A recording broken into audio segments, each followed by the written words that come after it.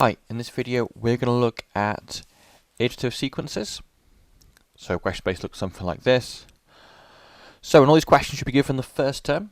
So here the first term is 2, and you're also given a rule. The rule is this bit here. So the rule basically always tells you how to find the next term from the previous term. So this rule basically says to work out the next term, xn plus 1, you need to double the previous term and then add 3. So we can use that to work out x1. So x1 will just be 2 lots of x0 plus 3. And we know from here we're given the fact that x0 is 2. We plug that in, 2 times 2 is 4 plus 3 is 7. So therefore x1 is 7. Now we've got x1, we can use that to find x2. So again, to find the next term, you do 2 lots of the previous term, and then you add 3. And here we know that x1 is just 7. So we can replace that in, and we then work that out. Double 7 is 14, 14 plus 3 is 17. We've now got x2. We can therefore go on to work out x3. That's going to be 2 lots of the previous term, which is 2 lots of x2 now, plus 3. So 2 lots of 17 is 34, plus 3 is 37. Okay, and that is an example of an iterative sequence. Okay, another example, the exact same idea. So we have the first term, we're told that x0 is minus 1, and we have a rule to find the next term. So plugging that in to find x1, it's going to be 4 over 1 minus 1. We can then work this out. 1 minus minus 1 is 2, because 2 minus make a plus, so x1 is 2. We can now find x2. That's going to be 4 over 1 minus the previous term. The previous term here is 2. That gives us 4 over minus 1, which is just minus 4. Okay, we can now find x3. Which is going to be 4 over 1 minus minus 4, which is just 4 over 5. And that's the basic idea of how these sequences work. Okay, the iterative part is you have to find the next sequence to find the next one, and so on and so forth. You can't jump ahead to x3, you need to work out x1 and x2 first. Slightly hard example, so let's go through one of them, and it's just the same idea again. So here, to work out x1, it will be the square root of 10 minus x0, which we are told at the top is 2. So we're left with root 8. For these questions, the best thing to do is just use a calculator to work it all out. So square root of 10 take away 2. That gives us root 8, which is 2.828. Now we need to plug that in. We need to work out x2. And that is going to be 10 minus this root 8. Key thing when you use a calculator is you need to use the answer button down here, which always plugs in the last answer. So if I go in here and place this 2 with the answer button, it will now plug in the last answer. So that gives me the next term, which is 2.68, I'll say, to 3 simple figures. Now to work out x3, I need to do root 10 minus this 2.68. And if you type that straight in, you'll probably put it the wrong answer due to rounding error. However, everything we need is already stored in our calculator. If I just press equals again, it's going to plug that last answer back into it. So plug this minus this 2.677 back into this answer. Reader's calculation is going to be this answer here, which is 2.71 to 3 simple figures. And that is really helpful. So if I wanted x4, I just press equals again, and so on and so forth. The more you press equals, the more terms you are working out. So for all these questions, again, same idea for question 4, the best thing to do is just use your calculator. So you can work out the first term as normal.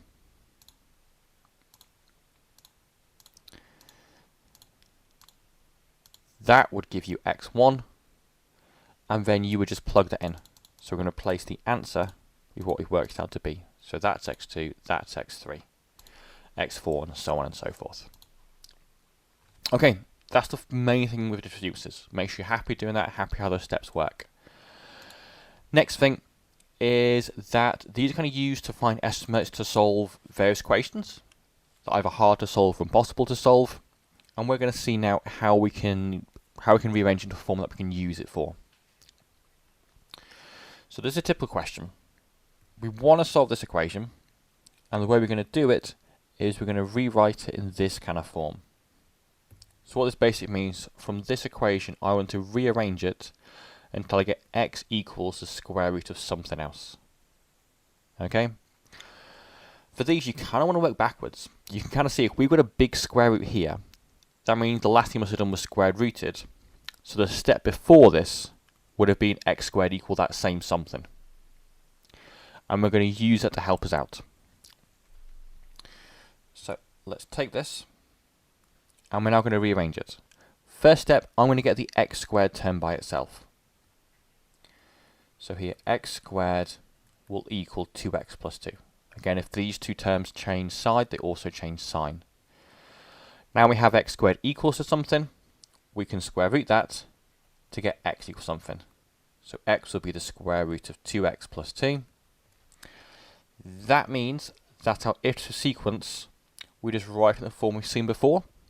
So the term on the left hand side is always xn plus 1, and every term it equals will always be xn. Okay, and now we can use this to solve, or at least find an estimate to this equation. And we're going to use this formula to do it.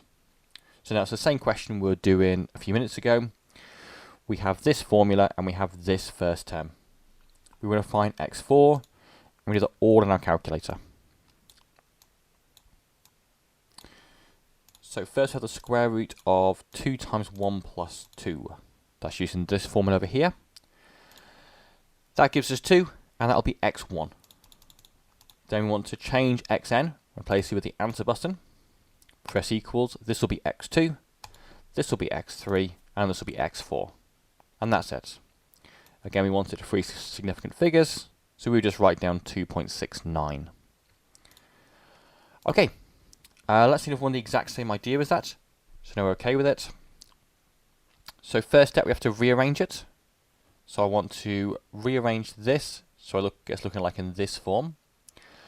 Again, it's going to be the same step. Our first step is we're going to get x squared by itself. So here x squared will equal 4x minus 2. Then the opposite of squaring is square rooting. Okay, and then we've done this, okay? We've now got it in this form we've asked us for. If we want to turn that into a recurrence relationship or an iterative formula, we have xn plus 1 on the left-hand side, and everything on the right-hand side is just going to be an xn.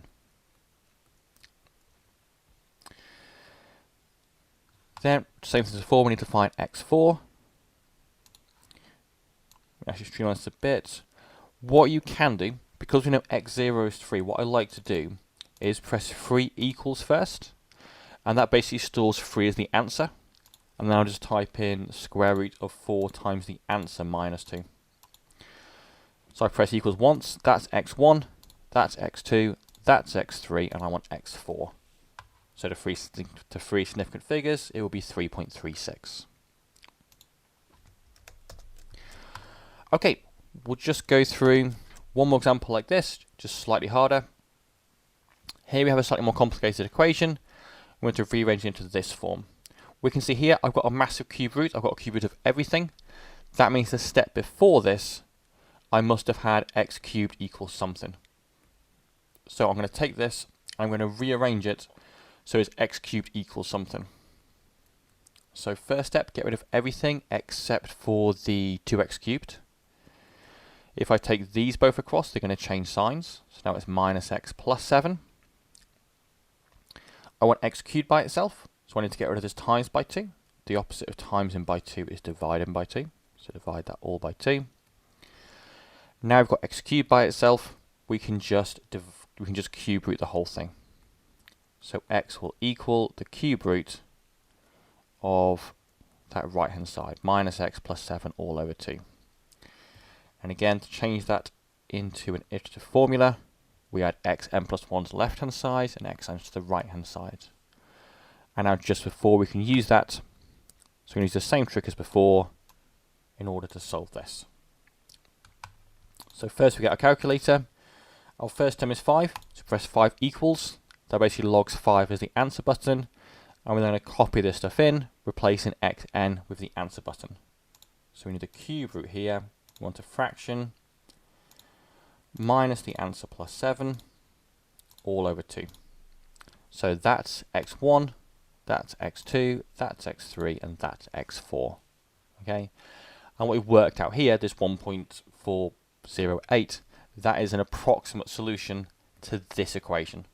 So occasionally exams you're asked, what have you worked out, what have you actually solved? You have found a solution, or an approximate solution at least, to this equation. If you want a better solution, you just keep pressing equals, basically until the numbers stop changing, and then you've found a good enough solution. So here's the solution correct to 8 decimal places. Okay, that is the main idea of these iteration formula. They're also used in these kind of wordy questions, basically typically do a population. So here we've got some animals is given by PT. We're told at the start of year 1 we have 400 animals, and we have this formula here to work out how many animals will be at the start of the next year, and we want to know how many animals there will be at the start of year 3. So let's write this down. We have year 1, we know is 400. To work out year 2, we need to do 1.02 times by the population for the last year. That's what this formula is saying. To work out the population for the next year, you do 1.02 times the population for the previous year. That gives us 408. So that was at year 2. We want at the start of year 3 though. So we do 1.02 times by the population for the previous year. This question, just a quick warning sign, often in working it out, you are not going to get a whole number. That's absolutely fine. But because we're talking about number of animals, we need to give a whole number answer. So here you would just say 416 is what you would estimate it to be.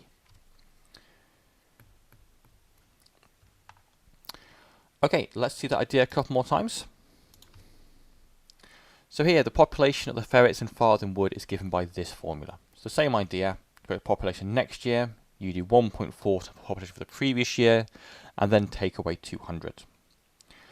We are told at the start of year 1, there are 450 ferrets. We'll the population at the start of year 5. So let's do that all in one go using our calculator. So again, I'm going to log my initial value, 450, as the answer. So 450 equals makes that our answer. I'm then going to type in this right-hand side. Everywhere I see PT, I'm going to write answer instead. So we had year 1. If I press equals once, that is year 2, that's year 3, that's year 4, and this is year 5. So we're going to say to the nearest whole number, there will be 308 ferrets. Okay, part B. We have what will be the long-term prediction for population of ferrets. To work this out, each way is probably to keep pressing equals a few times and see what the trend is. We're going into massive negative numbers, which is a bad sign for the ferrets. Again, it doesn't make any sense realistically. But what it's basically saying is the population will go extinct or will basically all die out.